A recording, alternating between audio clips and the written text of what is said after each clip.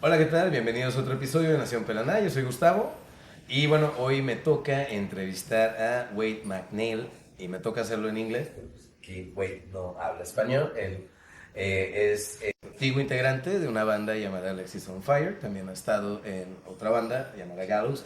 Ambas son de el género que fue muy popular a inicios de la década de los 2000, relacionadas con el emo punk, el hardcore y que se volvió muy popular en la ciudad de Mérida, ¿no? Y bueno, pues, welcome to Mérida, my good Wade. How have you been feeling in Mexico? It's good. It's been amazing being here. Doing this tour, I've had an opportunity to see a lot of the country that I've never been to before. How many states have you been already? We started in Monterrey, then we went to Guadalajara, then we went to Mexico City. Mm-hmm. Now I'm here. Now here. How have you been feeling the different kinds of heat? All the heats. So many different heats. Which one is your favorite?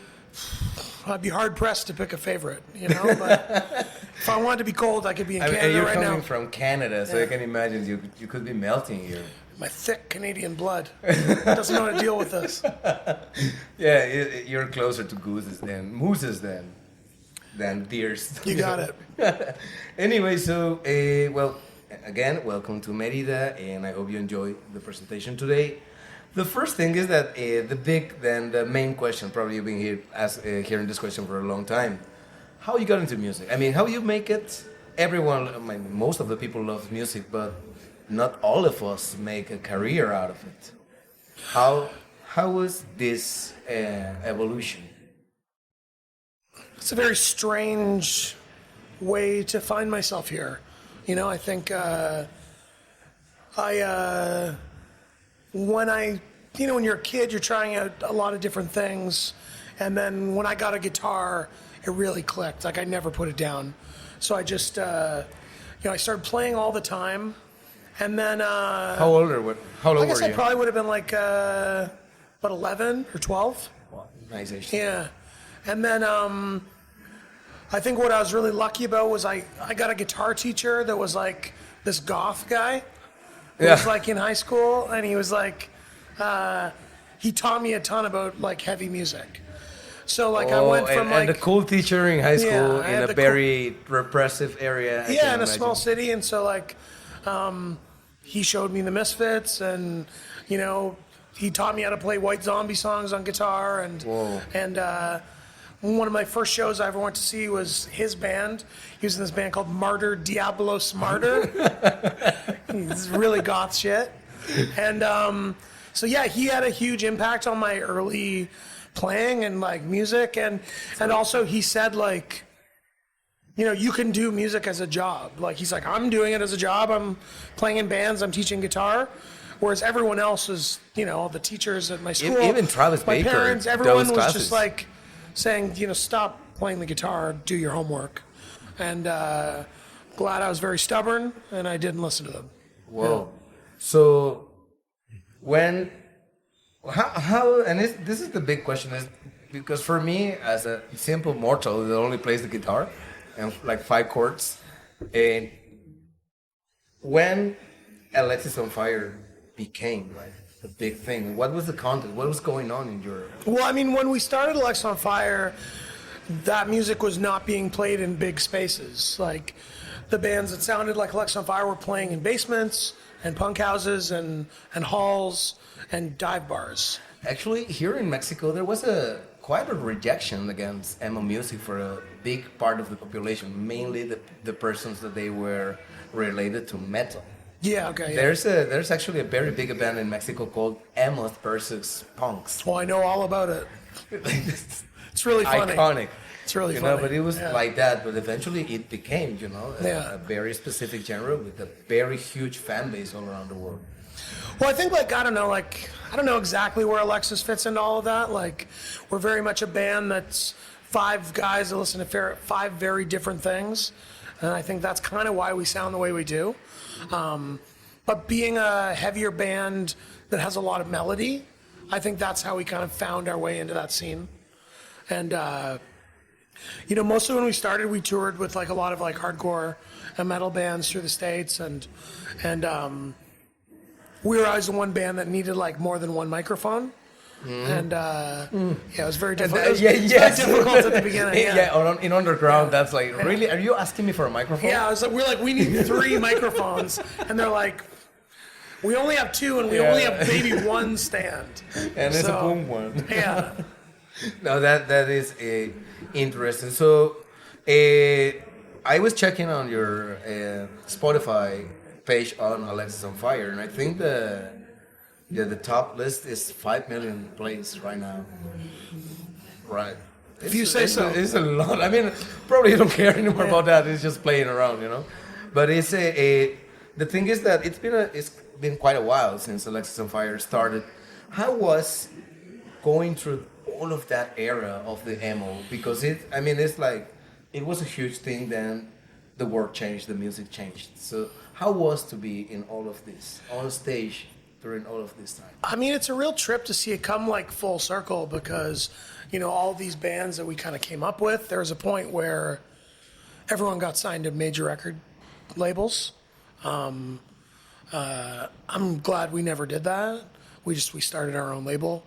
We like kept everything to ourselves. Yeah, I was checking that. Also, you had like a friend. There was a group, upcoming, a brand new music production. A producer like at the beginning, we did that thing all bands do, where they sign to a terrible label and they sign the worst contract ever, and they get ripped off. Yeah. But the second label, Dine Alone, is a label we started with our manager, and it's just like.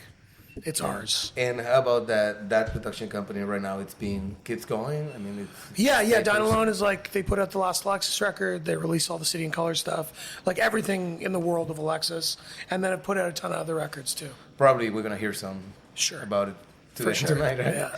And also, how about the place? I mean, how did you travel? How much did you travel with Alexisonfire? I mean, Alexisonfire for a long time. Like, we were so young when we started the band. I was still in high school, so we were playing as much as we could without me dropping out of school. Like, we were going to play like Thursday, Friday, Saturday. That's actually quite wise. Some musicians, once they hit, it's like, okay, I'm already known. I mean, I think I was lucky. The principal at my school was like, I want you to get your diploma. So just like, you need to show up to this many days, and we're going to push you through. So I was very lucky I had him. Nice. But so as soon as I graduated, myself, our bass player, our drummer, we're all the same. We're the youngest.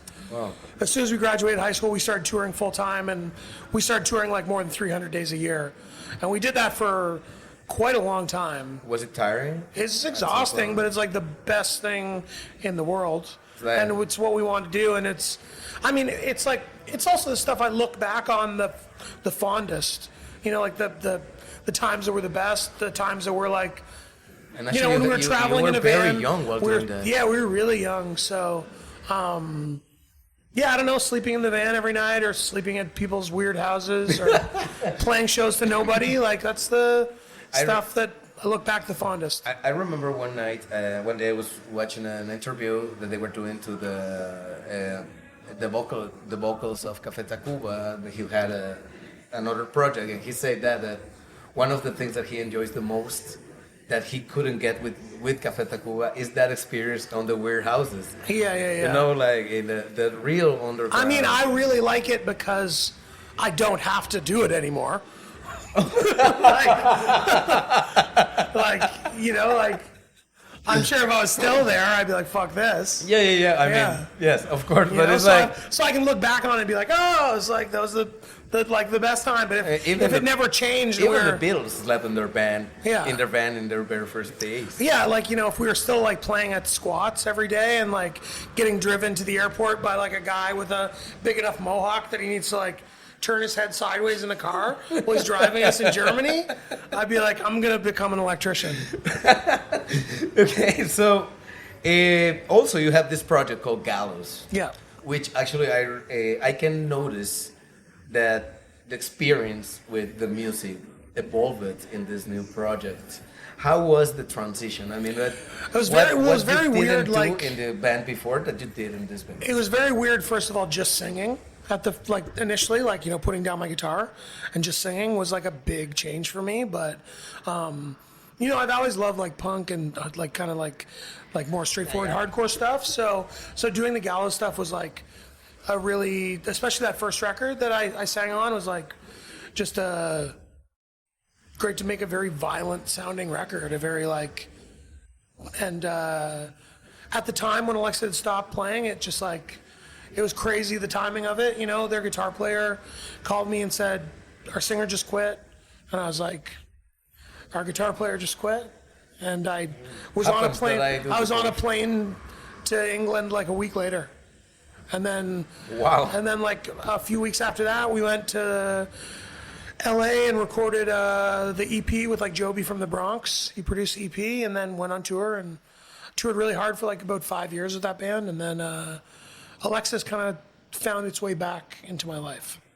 Yeah, and actually, in general, when I was listening to Gallows, it kind of remember me. It's not that I'm trying like compare specific Gallows, but I sample the same things. Even you were saying that your teacher was a musician, was living out of music, and also was teaching. Mm-hmm. Travis Baker, the drum player, the drums of Blink-182, does the same. It's just a way of life. It's a job, but we gotta, and friends here that they are musicians, those in order to make your life. You of course, consider it a job, become professional, etc. And I don't know, and I mean, like, I'm happy to be involved in like kind of like all facets of music, like I mean, I'm here DJing, and it's like I get something different from that than I get from playing guitar in a band or writing music or whatever. And how do you think? Actually, is the something you were saying you were touring 300 days a year, and I mean 2 months of vacation is lovely also. But I was wondering about the fan bases. What could be the difference, or where do you feel that the emo music and all of this time evolved? I feel like or it was better received, maybe. I feel like for us. Canada was always very strong for us, I think, because like just in the time when like a lot of these like when like Thursday and My Chemical Romance and like bands that like had a little bit more melody that were heavier were coming out, and that music was starting to blow up. Like we were the band doing it in Canada, so I feel like Canada really got behind us and we started doing really well there. And that's very good because they say that no one is prophet in their own land. Yeah, sure, man. And then like we Rise Against brought us to Europe, and they just toured there with Sick of It All. So like they played to a ton of people with Sick of It All, and then we went back with them for their first headline tour. We played to a lot of people there, and then just like making the world kept kind of getting a little bit smaller, and we toured more and more. And then the more places we went, like Australia, Japan, and like touring Europe more, we started to play in the States less because we used to tour the States a ton. And then I could believe that you were playing more in the States. Yeah, we were playing in the States a lot at the beginning, and then when we toured Europe, we were like, well, we want to. As bigger you were, the most Europeans you were getting. Well, yeah, I mean, it was just like, I think culturally and just like, the world's a very vast place, and a lot of bands just tour the States. And also one thing that I gotta say about Latin America is that for us, I mean, think that most of us, we don't speak English. So our music, the music that we listen in English, it must have good rhythm. Sure, yeah. It must have the music needs to, in English, needs to talk by itself in order for us to feel it and move us to read the lyrics. And sometimes, I mean, I am a big fan of Blink-182. It was my very first English band I heard. And I never understood their lyrics until I was 27. Okay. Imagine that, Yeah. So that's like a heads up for the Latin American public, because in order to listen to you, they needed to do lots of efforts to understand. Well, I feel like the thing that's really important to me, especially about heavy music, is like that it has groove. Like so. Exactly. That's as far as you feel something. So yeah, I love a lot of stuff that's like really like just blasty and fast, but like the best heavy bands I think are the bands that really like have a ton of groove. And so that's something we've always like tried to keep in mind with our writing. Exactly. And I love hardcore because they are in the edge of noise and sounds. Yeah, sure. Yeah. And I love that. Anyway, also, why are you here tonight? I mean, what brings you to Mexico? Talk us about this new project. Yeah. So over the last 5 years, I started kind of DJing a bunch of after parties when Alexisonfire was on tour, and I don't know, man. There's something very different about DJing as opposed to playing a show where it's just people are just dancing and singing, and an Alexis show is people are singing and dancing, but it's different. I think I couldn't believe just kind of the energy of it and how much fun it was. And how did you decide it? Did you give it a test with your friends first? No, I mean I got asked to DJ some parties, and then was just blown away by your choices. What a vibe it was. And then I did it in Australia. I did it kind of on all these spots where Alexis played, and now that we're off the road, I thought let's actually try and tour this.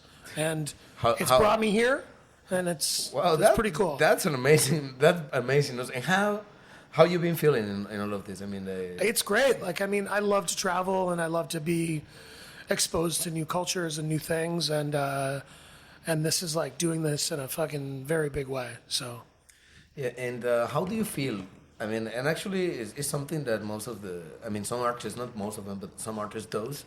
They start to explore other areas of music. How do you feel your personal evolution as a musician, exploring all of this? I mean, genres, I think getting to travel and you get exposed to a ton of new stuff. And I'm always talking to people. I'm always going to record shops, and but I think the music I listen to outside of writing music is very vast and all over the place. So for me to be able to come up here and learn about a bunch of new music is very cool.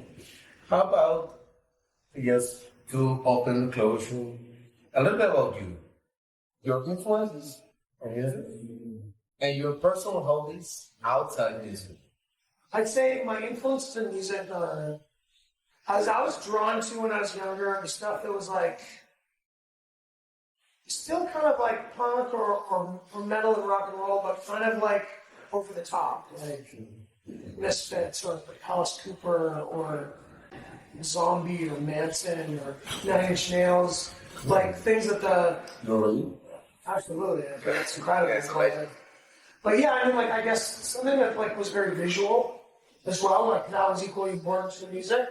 I think that stuff really influenced me when I was younger, and I think all those songs are all those bands just there's a bunch of really catchy songs, a bunch of really strong melody, and yeah, I think that bleeds into my songwriting a lot.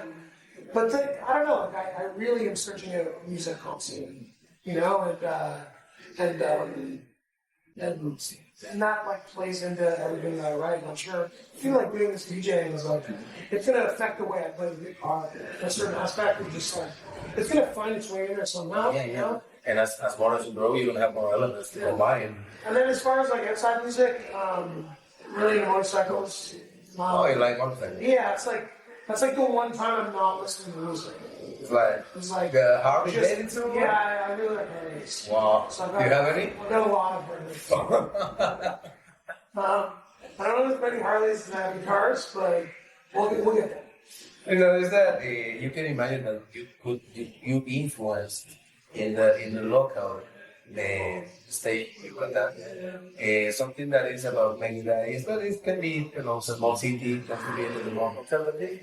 So the resistance is big. Yeah. That follows resistance. So there's a very big, very good hardcore that influenced by music. And they sing in Spanish, and they just tell you're a very great musician. All of them, they have their abilities as well. But I think, and of course, there's many bands right now that they still being influenced by you in Spanish. Right now, this is a bridge, So if you could give them a piece of advice for them. I mean, I think everyone should make music selfishly. I think you should make music for yourself, where you think is good. You shouldn't be trying to do anything. You should be just trying to. The only thing you should be trying to do is like play more like yourself. You know, because like it's important to listen to all types of music to like draw influences from everywhere. You know, but like. Build yourself. Yeah, but like you need to like process that through and like absorb so much and then like create your own thing. And don't do it for anyone else, it's not worth it. Not for fame. Yeah, I mean like I don't know, like I'm very everything Alexisonfire did, none of it makes sense. Like if we're trying to get famous, we would have made different choices. And you would be looking more than like the Backstreet Boys. Yeah, like I mean, like we had this conversation with a very famous producer when we were very young, John Feldman from Goldfinger, and he was like, you guys need to write the right songs, you need to dress the right way, hang on the right people, do the right drugs. Do the right drugs. Do the whatever, and we were just like, we don't want to do any of that. And you must be on, right? It's like, come on.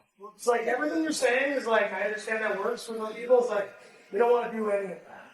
And I think making decisions that aren't like that is why Alexisonfire has longevity. And a lot of bands that we kind of came up with that tried to do something fucking don't exist anymore, or their records sound really dated, you know? So just do it for yourself, and if it comes to do it with friends, just go skateboard, enjoy, play heavy music in the basement, enjoy yourself. Yeah.